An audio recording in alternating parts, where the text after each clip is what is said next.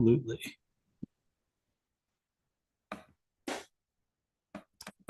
Well, welcome to everyone. Give folks a second just to get on here. As always, on housekeeping, we will, for the most part, not be able to hear all of you, but you can communicate with us in the chat box throughout. I will try to throw as many questions as possible from the chat into the conversation itself.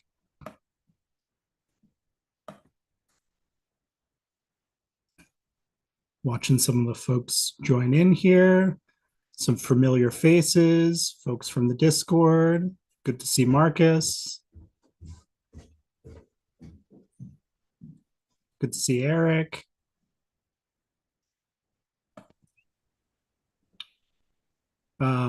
Well, I'm going to go ahead and just get us started as people begin to fill in here. But one more time, I will say feel free to chime in with questions throughout. I will do my best to pull questions from the chat into the flow of the conversation. But welcome to this week's candidate training. This week, it is one of the most requested topics for us to go through, and that is talking through how to recruit, how to train, and ultimately retain your volunteer base. We have a wonderful expert who's joining us for this week. And this is someone who I consider a friend, someone who I used to work with at Represent Us, Sue Fothergill, who is the interim organizing director at Represent Us, and has I'll let her talk about her own credentials here a little bit, but has a wonderful career that spans political work and nonprofit work. And the common thread, I think, through all of Sue's work is that she has done an excellent job of recruiting volunteers to help do some pretty big and audacious things. So before we dive into what we're going to cover and really get into the meat of the conversation, for the folks who have joined us, Sue, talk a little bit about yourself and about how volunteerism has interplayed with your work.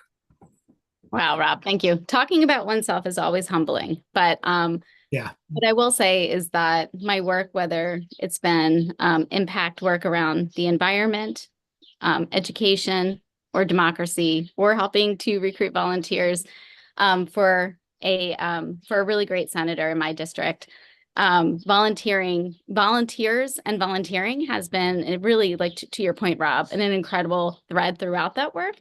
And so in the environmental field, we recruited and trained volunteers to organize around taking soil samples and taking and observing, construction sites and understanding the ways in which you can tell the difference between a healthy stream and an unhealthy stream.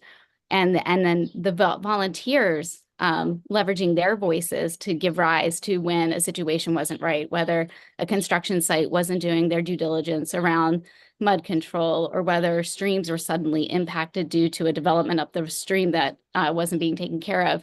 But ultimately, the volunteers who got organized, got trained, and mobilized were the ones that gave voice to the issues and were able to effectively make change. And so the other impact differences included, winning $1 billion for school construction. We organized and mobilized volunteers across Baltimore City to achieve that result. Thousands of people over a period of years, whether it was organizing and mobilizing volunteers to help to elect a really progressive person to be the county executive for Baltimore County, who won by 12 votes because people got out and canvassed. Every step of the way, every win that has been gained by the community was because people got involved. They connected with other people, did the work, and we got results. So totally. Awesome.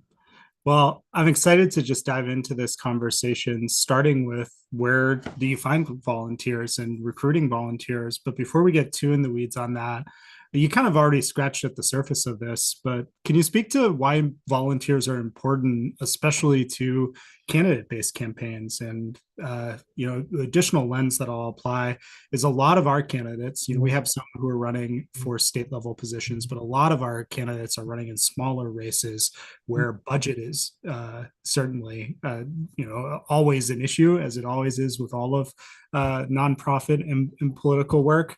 But yeah, please speak to the importance of volunteers and sort of their role in a campaign. I think to your point, Rob, with limited resources, you have to think of all the ways that you can maximize your impact.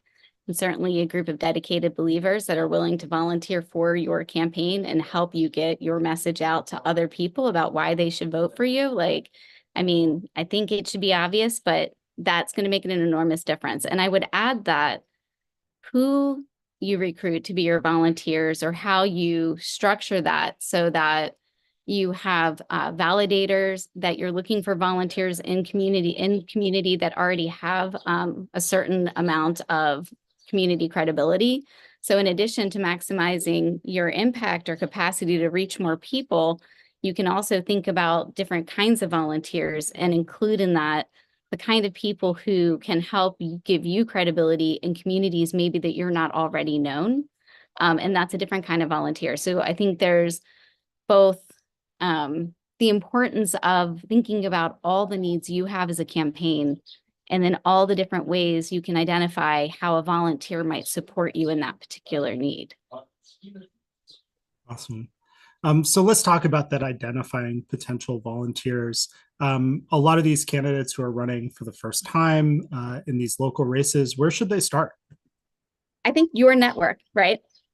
Like the people who you already know, who you're already in relationship with, people who already are excited about what you're saying that you want to accomplish as a legislator, as a lawmaker, as a public servant, is step one, right? So, and you can get a lot done with a small team of dedicated volunteers to start to launch the larger organizing work.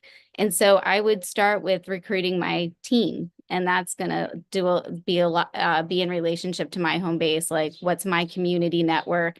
Where do I engage with people who are my friends that might be more interested in this kind of work? Am I part of community association? So that network. But then moving beyond, and then once you establish that core team, then I think you're also asking them about their network. Who else do they know that would also be excited by what you're doing? So there's a lot of just initial ground establishing that is, or foundations establishing that is just about leveraging your network and then the networks of the people that you're in relationship with. But then moving beyond that, in the areas that you're doing your work, looking at data like, where are the community organizations, where are the third places where people hang out that you might be able to go as well, like farmers markets or other kinds of spaces where people gather, to talk to people about what you're doing. Have them fill out some kind of form that if they're interested in more information, if they're interested in volunteering, and you start building a network of people just based on your recruitment, engagement, and outreach. And then finally, not finally, but another just important place and space, of course, is social media, databases, and leveraging other kinds of online recruitment tools to gather volunteers, including if you have a website, you can just ask on your website, are you willing to volunteer? Are you excited about my platform? Plug your name in here and let me know. So I think there's a whole range of ways, but I think starting first with yourself and your network and then moving out from there. There's so much that I want to double click on just to make sure that people get it. And just recapping and reflecting some of what I heard. Certainly that starting close. For folks who were here a couple of weeks ago when we did our endorsement training, it's the same advice. It is to start with the people who you already have credibility with. And then Sue mentioned having sort of the multiplying factor of then asking them to introduce you to others. The endorsement track in and of itself also sort of just reminds me that volunteers, if you're able to get a critical mass of them, can help you to land endorsements as well. So if you end up having, from a local environmental group that you're active in and that you have friends in, if you have enough of their membership join your campaign as volunteers, it adds to your credibility when you go back to those folks for an endorsement ask. But okay, so we've established the list of places to start looking. The groups that you're already a member with, asking for friends for referrals to organizations. What are some of the effective outreach methods? You mentioned one of my favorites already, which is just a volunteer interest form, with the different ways that people can get involved. But what are sort of some of your top methods of reaching out to volunteers once you've picked those different buckets? Wow. So top methods in reaching out to volunteers once I've picked the different buckets. So certainly going to places, so in-person engagement and outreach. So going to places like Lions Clubs, community associations, the VFW, other organized institutions, and just asking for the opportunity to talk about yourself as a candidate, but then to say, like, if anybody's excited by what I'm saying here, I'm looking to build a team. And, and have people identify. So that direct appeal, direct engagement in person, I think is always the most powerful, but certainly pick up the phone, right? And call through your list, call through other people's lists.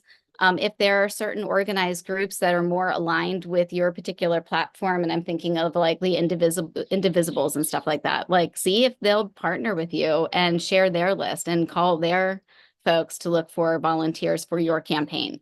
So I think that's certainly a space in place to get that appeal and do that direct ask. And of course, then have like a really solid tracking sheet where you're entering all that data and you're collecting everything you need at the front end, their name, their phone number, their email, how they want to be communicated with, what they're interested in doing, and have a clear ask at the front end about what you need as a campaign. Do you need phone bankers? Do you need text bankers? Do you need canvassers? So before you even start your volunteer appeal and outreach, get really clear on what functions you're looking for, so that when you do that direct appeal and ask and you're finding people that are interested in helping out, you can sort of plug and play in terms of what they're willing to do and what your campaign needs. And then just make sure that you have all of that information tracked. So there's some, I think, front end housekeeping setup that has to be done that'll make it a lot easier for you on the back end to then do the recruitment and engagement. And then the last thing I would say is always, as an organizer, frankly, and as a candidate, you're an organizer now, you should know a couple of things. Really, you want to go for 3 no's. So if you ask somebody like, hey, can you help me out at this event that's coming up? I need a few people to help to canvass at the local fair. And they're like, no, they might not. But you've already discerned that they seem interested. So maybe like the no is the event itself. And so you can always ask about the event again and be clear, like, well, I'm just looking for a couple of hours. Are you sure you can't make it? And if they still can't make it, then your third ask, and you should always have 3 asks, is like, well, we have a couple of other events coming up. What else might like interest you? Here's some other things happening. But, being really clear, have a direct ask, and being willing to come back and ask again and ask in different kinds of ways. Because if they have indicated interest, it's important to discern then like where you can get them engaged. And if after 3 asks, they're still like a big no, you can always follow up later. You put them on the maybe list. But just give it a go and don't give up right away, because it might be more of an issue of the date or the time or the amount of hours you're asking them to invest, and less about whether or not they actually want to volunteer. So I would say that. But what was the question again, Rob? Well, you answered it so well. Okay, yeah, it's all effective outreach methods. I will add on, you mentioned the 3 no's. Oftentimes I'll ask really directly, what's holding you back? It's a friendly sort of way of asking, well, why not? And oftentimes people will volunteer up, well, I can't do 8 hours of farmers market canvassing. And it's like, oh, okay, well, that's not what I'm asking you to do. I'd, much, if you can be there for 15 minutes to help train the other folks because you've done it before. There's ways to meet in the middle with people. I'll offer another. It's just something that you had said triggered a memory for me from early in my organizing career, where we were going to these VFW halls and we were pitching people asking for membership to come and volunteer. And the organizer who was setting up these events, one of the things that he made a point of doing is at each of the stops, he would pick one person to make an appeal to before the event. So at the event, when it was time for okay, who can I count on to come out and volunteer? He'd literally have somebody who would raise their hand and kind of break the ice. There's inertia to overcome where people don't want to be the first to do anything. And I've seen this trick work for fundraisers. I've seen it work with volunteering. Another tiny little trick of the trade, when I've done petition signature gathering or signups, literally writing my name at the top of the form and completing all the details that are filled out because people want to see, okay, other people are doing this. There's also language that you can use that kind of gives you that halo effect or that trust effect of saying like, a lot of your neighbors are ... some of the other members are deciding to contribute a day of volunteerism, stuff like that, little tricks of the trade that factor in. But to that point, what are some of your favorite tricks for compelling volunteer pitches? What goes into making an ask as clear as possible? So for me, what goes into making an ask as clear as possible is, some of what I mentioned a moment ago, just, I think at the front end, making sure that based on my campaign and what I'm trying to accomplish, I'm at the front end making decisions about who I'm going to ask for certain things. So knowing then that when I go to make the ask, that it's a reasonable ask and I'm likely to get a yes. And so I very much leverage relationships to get to the results I'm looking for. So I invest a lot in relationships as an organizer. I spend a ton of time serving as on boards, in coalitions, showing up for events that I think at some point may be helpful to me in the future. And the truth of it is then it often is. And I will give just one small example. So the National Center to End Educational Disparities hosted one of their opening events at Morgan State University, which is a historically Black college in Maryland. And I am a member of the Maryland Alliance for Racial Equity in Education, and I do a lot of equity education organizing, in addition to my role at Represent Us. And so I went to the event and networked and talked to people. It was a great event, of course. But then later, months later, we're now doing research around truancy and the disproportionate impact of truancy policies on Black and Brown youth. And because I went to that event, we were able to reach back out to Morgan because I made personal, indirect, in-person relationships, connections that I could then go back to and say, hey, we're doing this work now. It seems very aligned to NSEED. So I don't know, Rob, it's like sort of not directly answering your question, but the reality is like you get out what you put in. And a lot of organizing for me is sustaining and maintaining a ton of relationships across disciplines where I know at some point I might need to go back and talk to somebody. That's such a great point. And then beyond sort of at the grass tops level of that, these relationships with movers and shakers who are there, people who volunteer for one organization or one cause are going to be more likely to volunteer for another. A couple of years ago, when I was at Represent Us, we did a study of all the volunteers who were sort of in that democracy reform space movement. And what we ended up finding is we were kind of sharing one pool of people. The folks who volunteered for Represent Us were also volunteering for all these ranked choice voting organizations. So there are people who that's just a value for. So if, on the one hand, I would, double click again for what Sue's saying of like, put in the work, meet the people, do the networking. But it also like go to the spaces where people are already volunteering, and you're going to meet people who that's a behavior for. And you're going to be able to build those in-person relationships at that level too. So awesome. Well, I want to pivot us into talking about training volunteers. Sue just gave us like so many wonderful points on where to find them, how to make the ask. But when it comes to training volunteers, what goes into making a really good training program? So, we're actually working on comprehensive training program right now at Represent Us, organizing training, organizing 101 and 102. And so I will share with you that what has gone into developing that training program for us has been a real reflection and exploration of what we think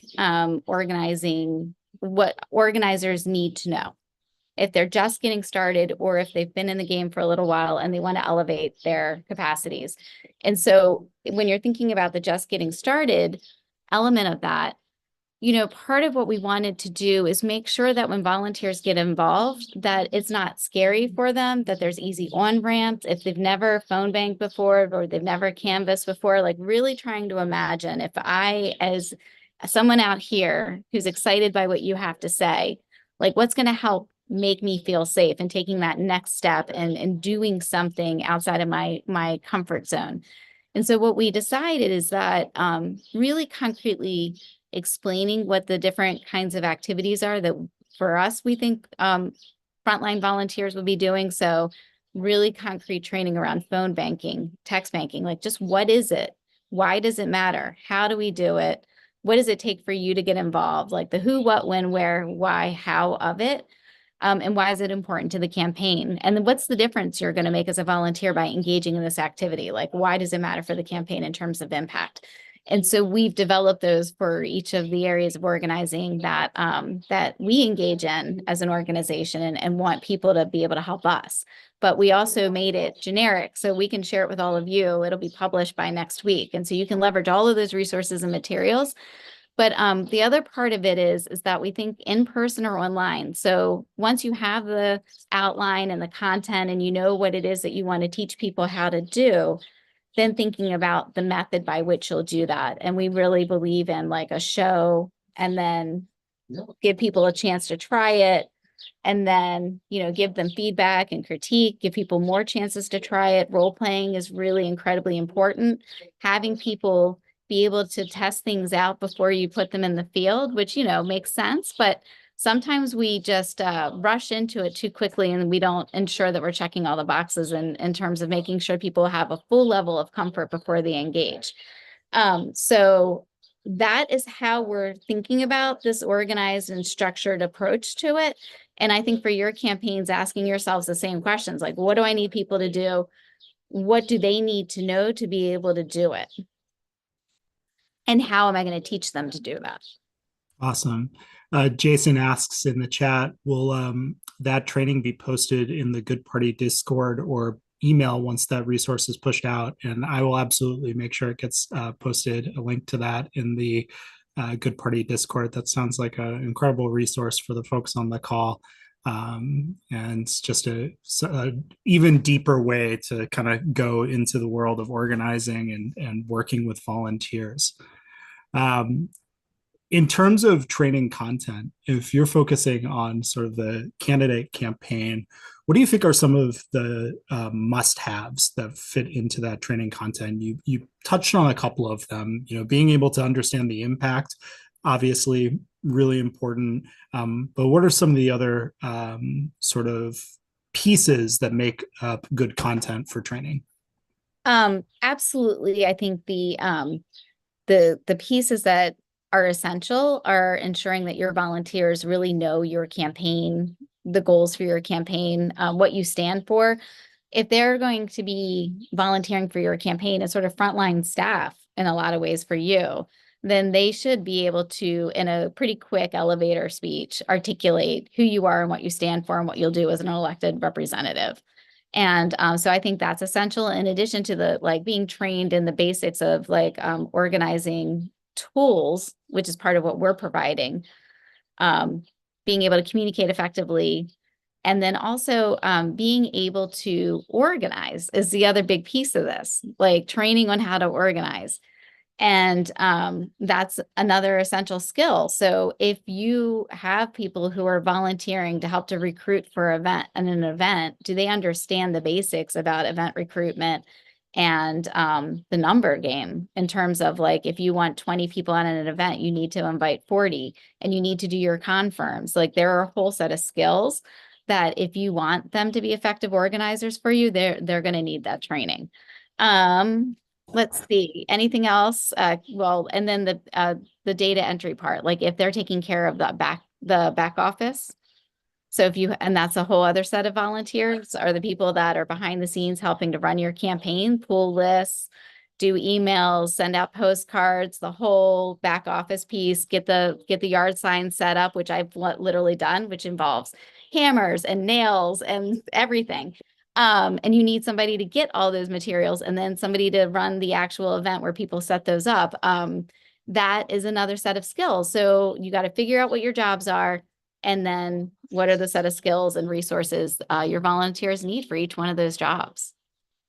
I think one of the challenges of organizing and training people and even just being a manager is that everyone has such different um, learning styles and journeys to the work and to the volunteering that they do. What are some of the ways that you kind of make sure that your trainings are reaching as many people as possible? I'm one of those people who like, if I don't have a visual aid, I'm not going to retain it. So what are some of the ways that you tee up your volunteer trainings to reach as many people and be as effective as possible? Thank you for that, Rob. Can I back up 1 second before I say Yeah, that? yeah, definitely, please. Because I had another thought in terms of the skill building for volunteers. If you could recruit somebody that helps to oversee the volunteer management aspect of the campaign who has high level capacity to do that. So that initial team that you put together that are your absolute, the folks that are already in this with you, thinking through some of the roles in the campaign that they can take on, including things like volunteer management or managing the back office volunteers versus managing the field volunteers, which are two different skills. But to your point about training, so yeah, we know that people have multiple modes of learning. Some people learn by reading, some people learn by visuals, some people learn by doing. Like we know this now very clearly. And so for any training that you do put together, thinking through opportunities for people to read and reflect, thinking through opportunities for people to pair and share, thinking through opportunities for people to practice and role play, making sure that you're including, one thing that is just really true is less words on a PowerPoint anyway, the better. But you can always follow up with handouts and other materials that have more of the descriptors and details so that you can always follow up with written content to make sure that all the information is being conveyed. And then the other thing I would say, Rob, is nobody learns anything in a single moment, right?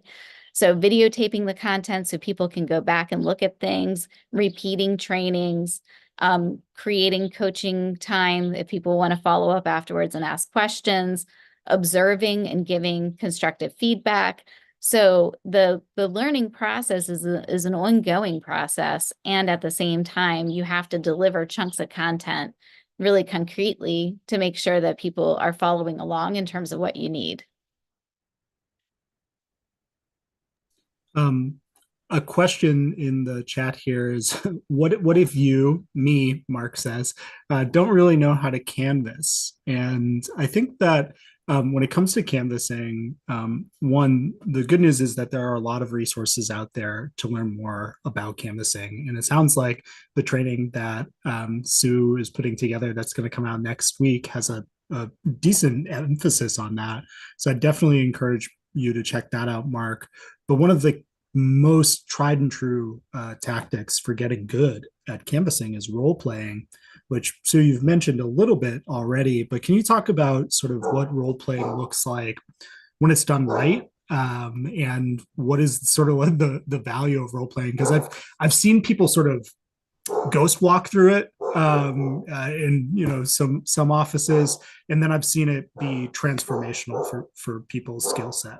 Oh, yeah, right. If you take it seriously and get really into it, right, it gives you the opportunity to practice in a different kind of way. One thought I have, and then I'll get to the role playing, is if you don't know how to, if you have never canvassed before or never phone banked or text banked or any of these things that now you need people to do for you, like one thing you could do is volunteer for another campaign that is looking for a canvasser or phone bankers or text bankers and go do it for someone else. Maybe not like another candidate but like maybe on an issue, because I think it gives you the opportunity then to learn in the field directly. So doing some of these things on your own will then give you a different kind of sense of responsibility in terms of understanding then what you need to do to teach other people to do it. But role playing is really fun. First of all, people generally react like, oh no, I don't want to try it, and get a little bit nervous.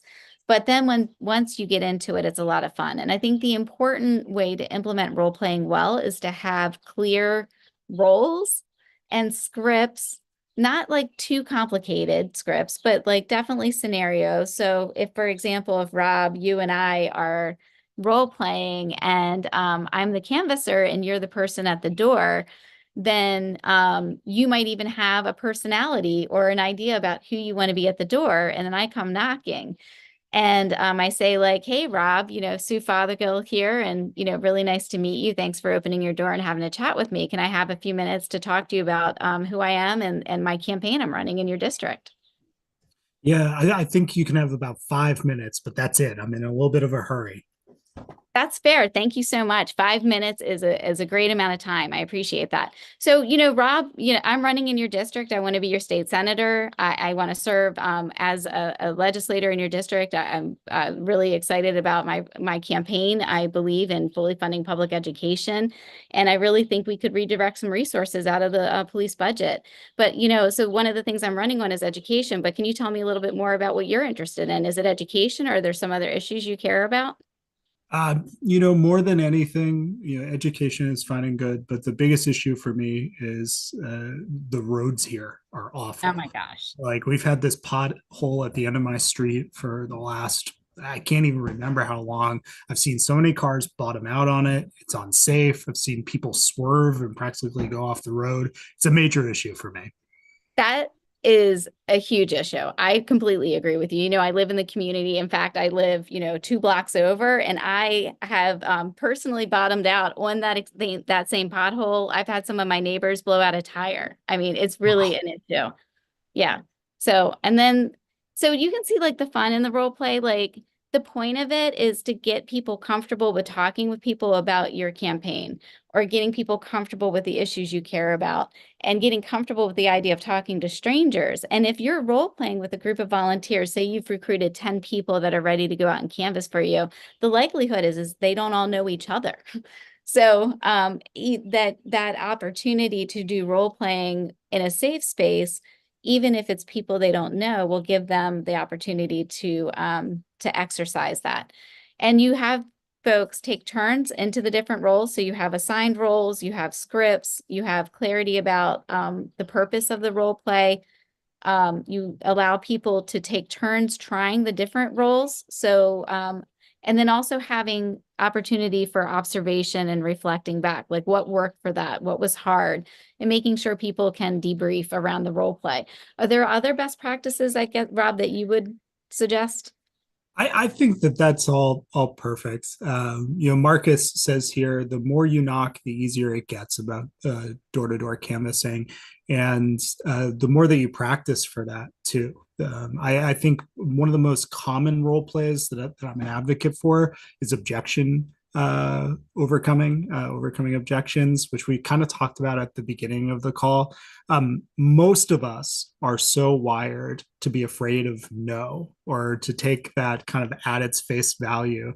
And the idea of looking for your third no, or the fact that like when you're going out and knocking on doors, you're probably going to knock 100 doors, and of those, you're lucky if half those people are home. A good day is if a quarter of those people our home. So politics and organizing in general is a game of scale, and it is a game where you have to be comfortable with a little bit of rejection, but it's good for the ego. Absolutely. And I think canvassing also, and even phone banking, and text, all methods of volunteer outreach, voter engagement, your goal is to find your supporters. And so you aren't necessarily trying to persuade or convince someone that's just not interested in what you represent as a candidate, right? Like you're not going to get the brain science tells us around persuasion, like the amount of effort it takes to get somebody to believe something different than they already believe. So if they're not on in your particular, they don't share your particular campaign goals, then you just keep it moving. Like say, thank you, so nice to meet you. Hope you decide to vote for me anyway, and then keep it going. So your goal is to keep going until you find the people that you can connect with. So I want to pivot into the last sort of big bucket of focus of this training, and that's retaining volunteers. And in a lot of ways, I think this is the most important bucket because volunteers are so valuable, as we've talked about. And once you have a volunteer come into the campaign, ideally, they're staying and they're also taking on more responsibility as time goes on. One of the things that I know Sue is great at is building a really supportive sense of volunteer community. And I wonder, Sue, what do you think are some of the secrets to doing that well? The secrets to creating community among volunteers. I think the value of the shared purpose is incredibly important. So in any endeavor that I've ever been involved in, the volunteers are coming together around a person or a candidate or an issue that they really believe in and want to see be successful. And so that aligned shared purpose is so incredibly important. And then when we have community, like one of the things I've always been very committed to is like the experience of the volunteer. So, I've done a lot of organizing in communities that are highly impacted by poverty and lack of community investment and disinvestment. And when we organize in those spaces, what I want to do is really honor and value the people that are coming to these to the space that we've invited them to learn about the issue and to get involved and to learn how to organize around these issues. And so when I think of food, it's not pizza. Like I don't know, like pizza's everybody pizza, but like I'm thinking lasagna, I'm thinking hearty meals, I'm thinking, how can we feed people in a way that really respects the fact that they're taking time out. So how do we give people time to connect with one another and make sure they're talking about what brought them there and why they're there and what their purpose in being there is with each other and in community. So even though you're organizing a campaign to win in an election to be a representative, you're now organizing a group of people to believe in something that you're offering them. And so that belief, they have to be invested in it and they have to contribute to it. So they have to have the opportunity to also feed into the campaign, like their creative ideas and their energy. So it becomes so much bigger than you. And it becomes about this community you're building. So I think that that's incredibly important. And then certainly like keeping people updated about your campaign, how they can get involved, giving people choices, keeping them in the loop about where you're going, what you're up to, who you've talked to, just like keeping folks engaged. You can do that via email. You can do that through occasional text messages. There's lots of ways to keep your volunteers organized, engaged, up to date, and in community with one another. So, an interesting question here coming from the chat, and this is from Elizabeth, who asks, do you think a stipend for volunteers is a good idea? What's your take on volunteer stipends, Sue? My take on volunteer stipends is that if you're asking somebody to go above and beyond what, sort of, if you have sort of a set campaign cadence around volunteering, but you need someone to come in and spend a week helping to organize a major event, that's an almost full-time job, then I would suggest then that stipending people who are taking on extra responsibility, that it's above and beyond showing up for a phone bank does make sense, because ultimately you're asking people to give time, and volunteering is about giving time without financial reward. But it depends on like what we're asking for, and how much bigger is it than a regular volunteer engagement. So I'm not opposed to it. I just think you need to be thoughtful about when and where you would apply that.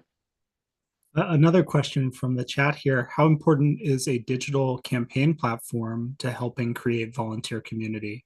Or is it more about seeing each other out at events in person? It's both. I think you have to have you're going to have people that are your in-person people. You're going to have people that are in your online people. And then you're going to have people that go both ways, where they'll show up to an in-person event and they're going to show up to an online phone bank because that's who they are. And I think creating as many, what we like to talk about is like easy on-ramps for engagement, and creating as many pathways for engagement as you can manage as a candidate and with your campaign. And an online digital community can be so incredibly powerful, right? Like they can share information with each other. They can push stuff out on social media for you. They can do peer-to-peer texting for you. And there are some people that can't show up in person for a variety of reasons. And so creating space for them to be as just and engaged in your campaign as folks that can be in person, I think is just really important. Yeah, thank you for that question, David. Great question. I want to talk about recognizing and rewarding volunteers for their efforts. The stipend kind of put us on this path, but what are some of the other ways that you can make sure that volunteers feel valued? So one of the things, like some people sometimes want to do skill building, like right now in the economy that we have in 2024, people can gain skills as volunteers that they can parlay into resume builders and otherwise. And so leadership opportunities, growth opportunities, skill building opportunities, all things that are value add, not just for your campaign, but for them, I think is really powerful. And being really conscientious about how you create space for people who are really rising to a level of leadership within your campaign to be a chief of staff in your campaign, or to be a leader for you, showing up at events and representing your campaign. So creating those kinds of spaces, which I think it honors and respects them in a way that says, like, I see the work you're doing and I want to elevate you as a result of your commitment. But, anytime anybody shows up anywhere, you saying hi and greeting each person personally, thanking people when they show up, thanking people during, and then thanking people at the end. Sometimes, different kinds of, just like a text message, thank you, a written note, thank you. So I think a lot of ways in which we can just extend in a very warm way, I see you, I acknowledge you, I thank you for your commitment, is really essential. And then inviting them to, if you get invited as a candidate to an exclusive event and somebody else would really get a kick out of meeting the governor, then you can bring them to that. And then finally, just swag. Yeah, people love swag. I love swag. So yeah. Cool swag though. I think one of my favorite organizing mantras that kind of falls across all the buckets. I think it's applicable for recruiting people, for training them, and for retaining them, is that if you're organizing, you're in the business of saying yes. And to me, that means that if a volunteer comes to me and says, I want to do this for your campaign, and it can be pretty harebrained. It can be, I want to paint a mural for your campaign, or I want to write a jingle. You say yes to those things, and then hopefully, who knows what might grow out of that, out of watering that. I have a specific example of one of my first days in South Dakota working on a ballot initiative there. The person who checked me into the hotel turned out to be, involved in the local hip hop scene. And he asked me what I was there for. I told him about the ballot initiative I was working on. And he said, oh, I would love to do something for the campaign. And he ended up, because I said yes, he ended up knocking on a ton of doors, but he also helped us to organize probably the most successful event that we had on the campaign, where we took over a bar downtown. We had all these different artists who I was able to connect with through him, donate art pieces that we were able to auction off at the event as a fundraiser. And we got a massive earned media hit because we had this like weird little concert in favor of, good governance ballot initiative. So I would say like added to all of this, being in the business of saying yes is really important, and you never know what's going to happen when you move people along sort of the leadership ladder. And that brings me to kind of my last prompt on the retaining piece. How do you maintain volunteer engagement over time? What does the actual process of trying to move someone up that volunteer engagement ladder look like to you, Sue? You know, for Represent Us, I think our most concrete volunteer engagement program is our National Digital Mobilizing and Organizing Program. And we have call team, text team, LTE team, and socials team, and an engagement team. And each one of these teams has leaders on the teams that help to run the program. And when I think about the work that we've been doing with our teams and keeping them motivated, like number one, like they want to help drive the program. They want to be able to give feedback and tell us like what they need as volunteers. And so we have captains and then we have volunteers. So say, for example, our phone bank team of 16 captains, and then we have phone bank volunteers. These folks just come phone bank, they come phone bank. It's a huge value, but they're not a team captain. So when we have a phone bank event, they come, they leave, that makes them happy. And having lots of events and lots of opportunities and lots of different ways to get involved is one way where you maintain having volunteers, because they want to get involved and they want to be able to do things and they want to have predictability and have a calendar. Knowing when they can get involved and what they can do is one way to maintain momentum. But then we have this other group of folks that they're like the captains and they're running the program and they want to help think about what kind of scripts make the most sense and what time of day makes the most sense. And they want to give us like real meaningful feedback. And then our responsibility is to like hear them, try things out, even if we don't always agree. And the point you made just a moment ago, Rob, you're in the business of saying yes. If somebody says, you know what, I really think we need to run phone banking on Sunday afternoons because that's like when people are going to be home and take calls. And you're like, I don't know, Sunday afternoon. Sure, let's try it. And number one, it worked. But number two, if we had said no, that person would have felt like super like not valued. And they might have just shut down at that point, maybe not been a team captain anymore. The other thing we're always doing is looking for leadership, because we have a certain sustainability goal in terms of our captains. Like we actually need them. Like they bring so much value. Our program is so much better because of that kind of content and feedback I just mentioned. But like not everybody can stay involved forever. People get tired, people burn out, people have lives, children graduate. And so now your life is consumed like mine is in the moment. So you always want to have a retention goal, and part of your retention goal is a replacement goal. So I've got the team captains, but I got all these phone bankers. Who's showing up to every phone bank?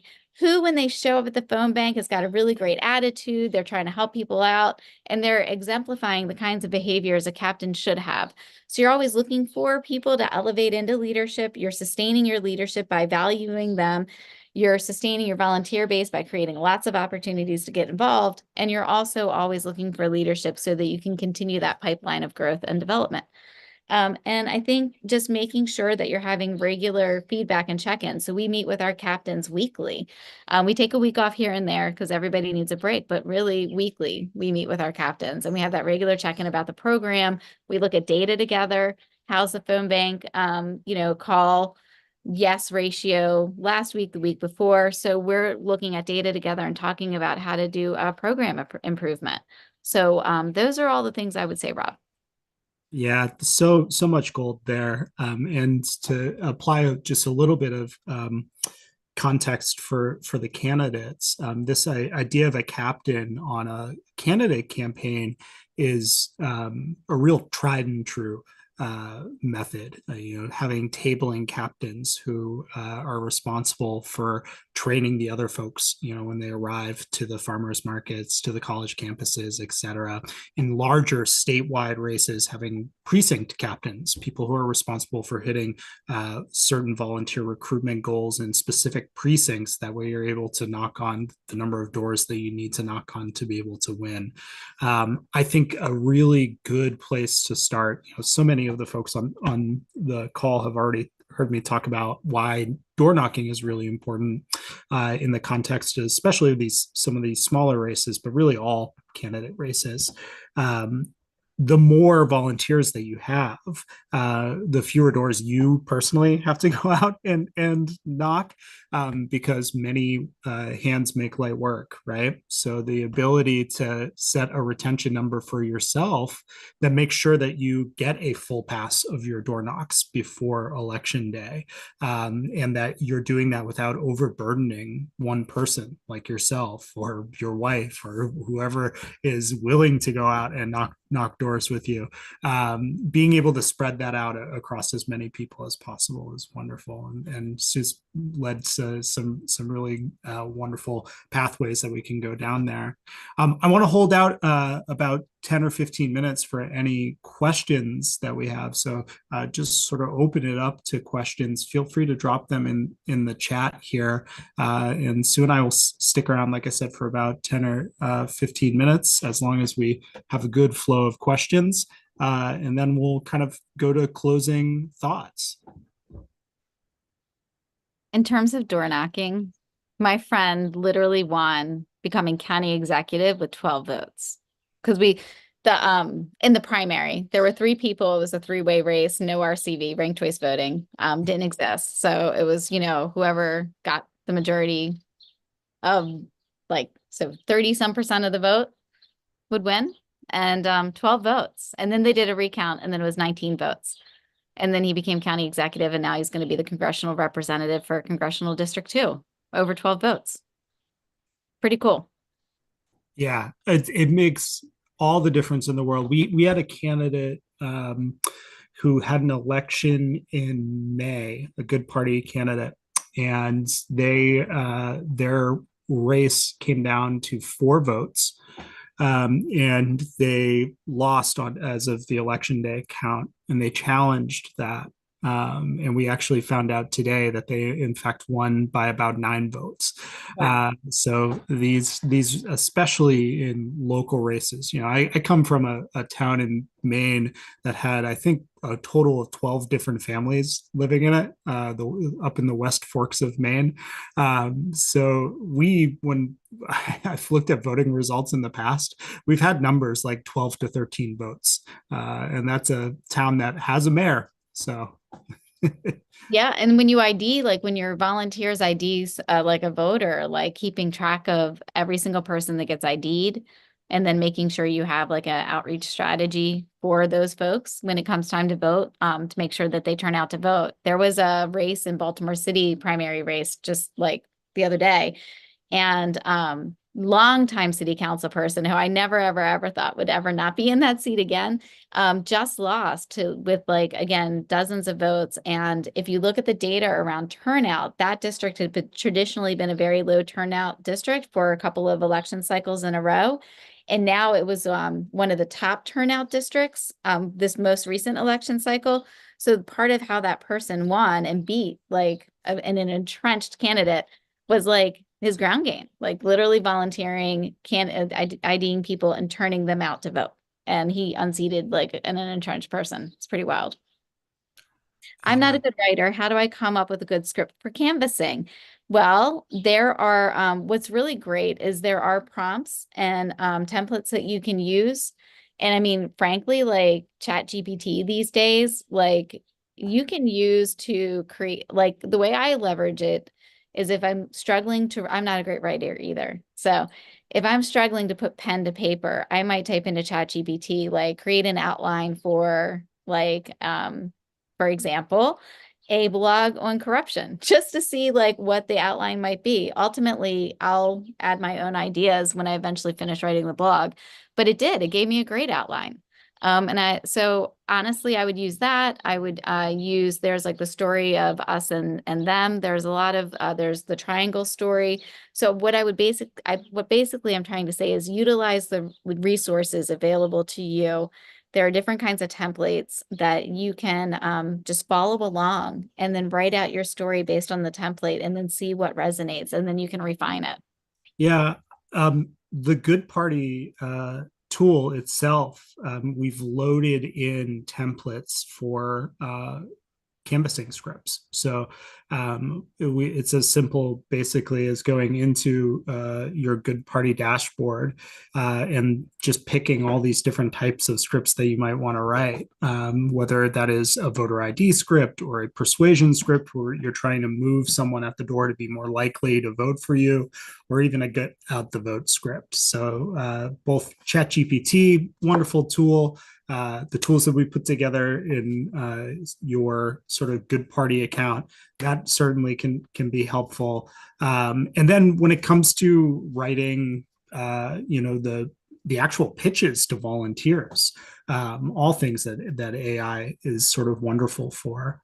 We have a question that I just had DM'd to me. This coming in from one of our social media pieces.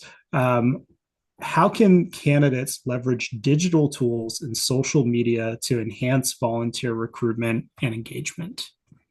How can candidates leverage digital tools and social media to enhance volunteer recruitment?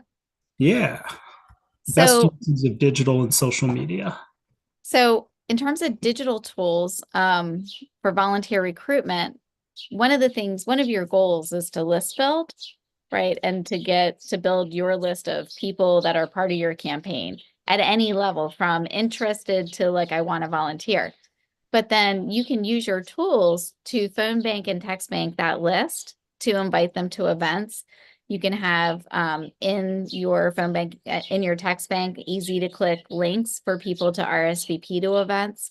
You can bump events. Once people have RSVP'd, you can use texting and phone banking to remind them, then make sure they come, which I just think is a best practice. If you want to ensure that you have good turnout, you want to leverage the same tools that you use for any kind of engagement to also just to go back to the RSVPs and make sure that they're coming.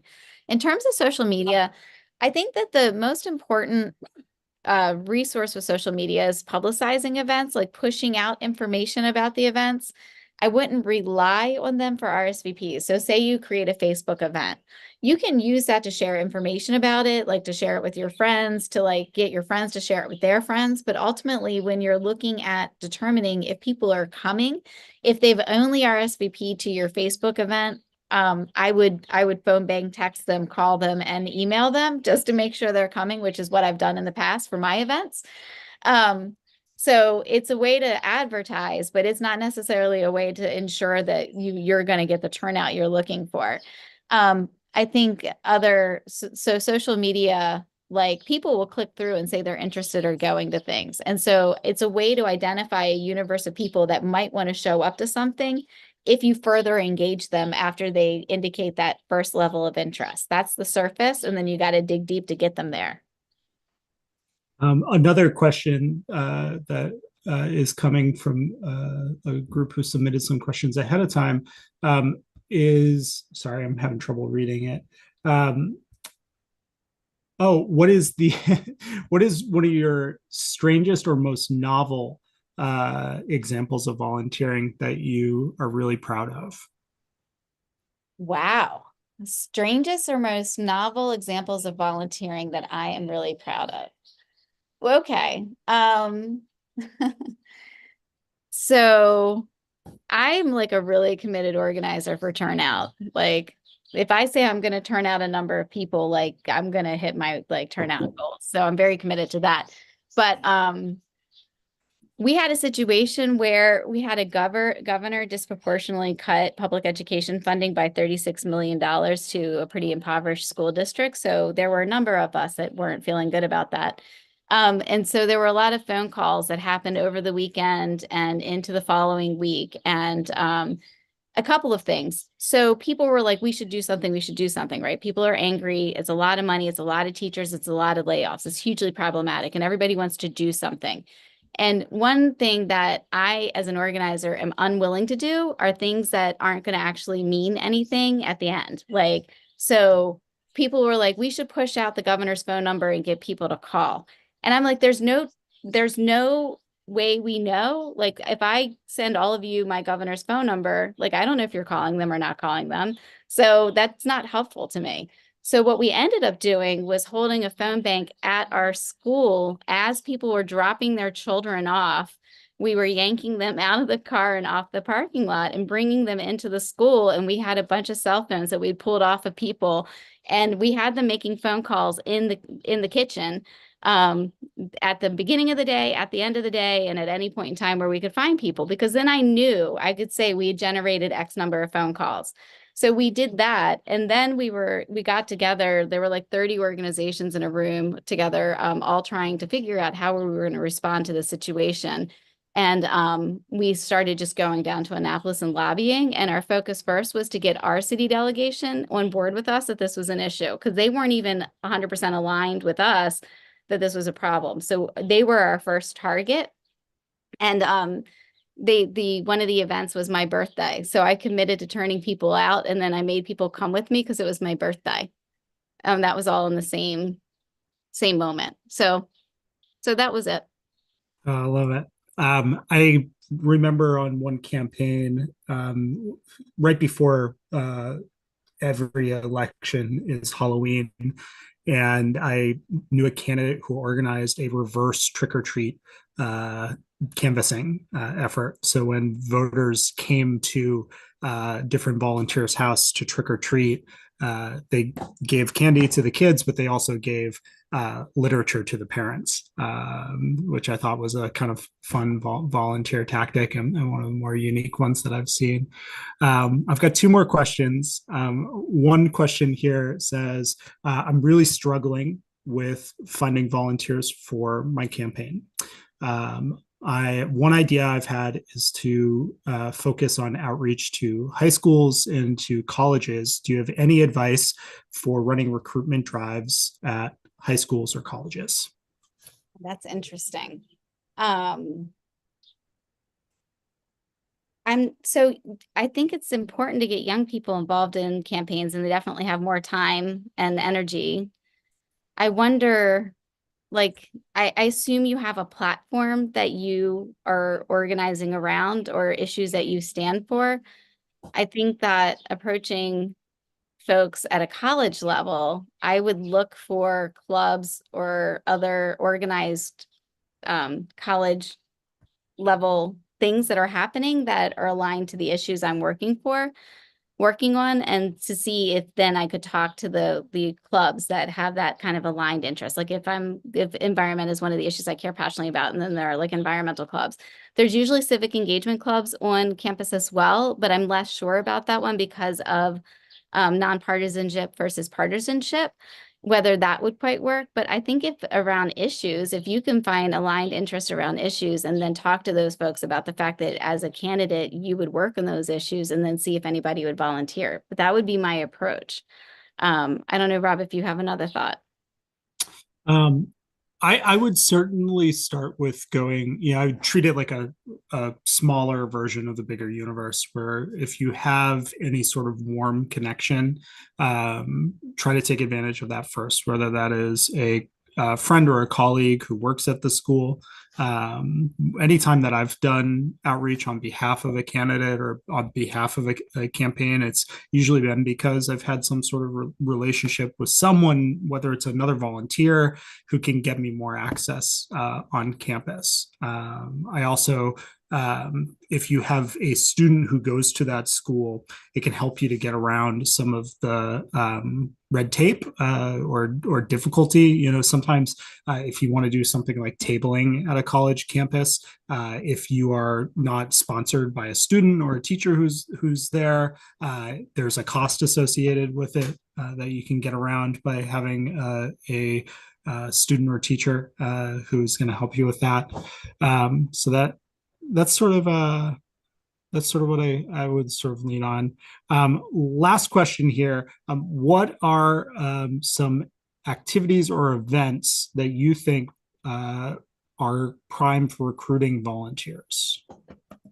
Activities or events that are prime for recruiting volunteers, certainly any kind of event like farmers markets, the flower market, any fairs, carnivals.